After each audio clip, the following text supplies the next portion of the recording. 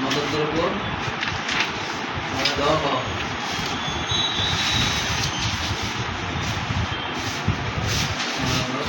আমি রাখছি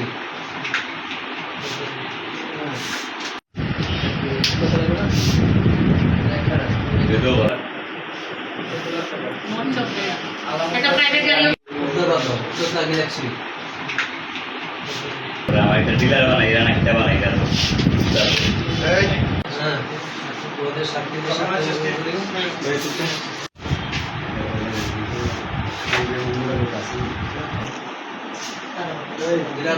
অপরাধ করছো অপরাধ আপনার সামনে বলবে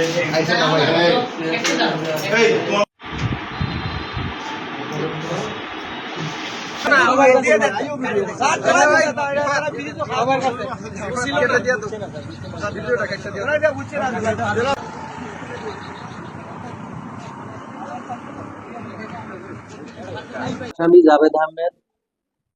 তিনি জানানো যায় বা গোপন সংবাদের মাধ্যমে আমরা জানতে পারি যে হবিগঞ্জ জেলার শাস্ত্রগঞ্জ থানার নতুন ব্রিজ থেকে প্রাইভেট কারে রওনা দিয়ে সুনামগঞ্জের উদ্দেশ্যে রওনা দিয়েছেন। সুনামগঞ্জের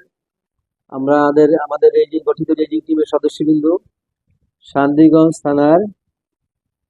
সদরপুর গ্রামস্থ সিলেট সুনামগঞ্জ রাস্তার সদরপুর ভাঙ্গা ব্রিজ সংলগ্ন জামালের চায়ের দোকানের সামনে থেকে রাস্তার উপর থেকে আমরা গাড়িটি ঘেরাও করবো আটক করে, এবং গাড়ির ভিতরে থাকা জাভেদ আহমেদকে আটক তল্লাশি করে এবং ব্যাগডালার ভিতরে